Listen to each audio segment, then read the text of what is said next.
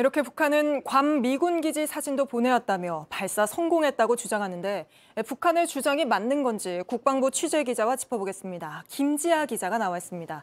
자, 김 기자, 어제 발사 이후 우리 군도 분석을 해왔죠. 분석 결과 어떻게 나왔습니까?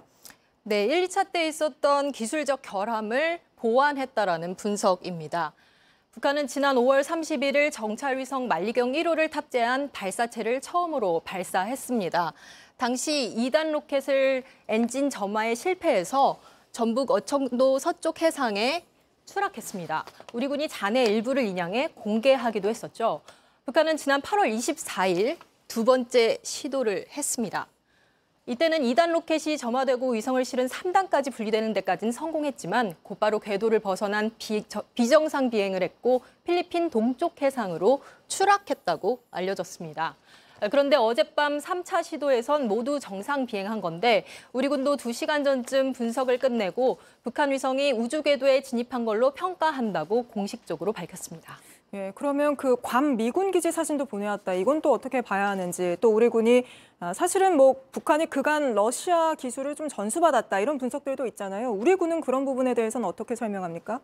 네, 군 당국은 지난 9월 러시아와 정상회담에서 약속도 있었고 여러 오가는 상황들이 있었기 때문에 기술 이전 가능성을 배제할 수 없다고 밝혔습니다.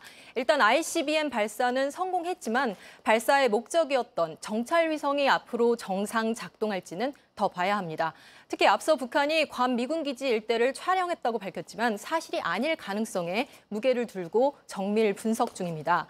신원식 국방부 장관은 언론 인터뷰에서 북한 보도는 과장됐다며 최소 3일 이상 있어야 결과가 나오며 빠르면 주말 정도 위성체 정상 작동 여부를 알 수 있을 것이라고 말했습니다. 네, 알겠습니다. 김지아 기자와는 잠시 뒤에 또 이어서 짚어보도록 하고요. 우리 정부가 어떻게 대응했는지 알아보겠습니다. 안녕하세요. 뉴스룸 앵커 한민용입니다. 오늘도 JTBC 뉴스룸을 시청해주신 여러분 고맙습니다. 오늘 저녁에도 뉴스의 현장에서 찾아뵙겠습니다.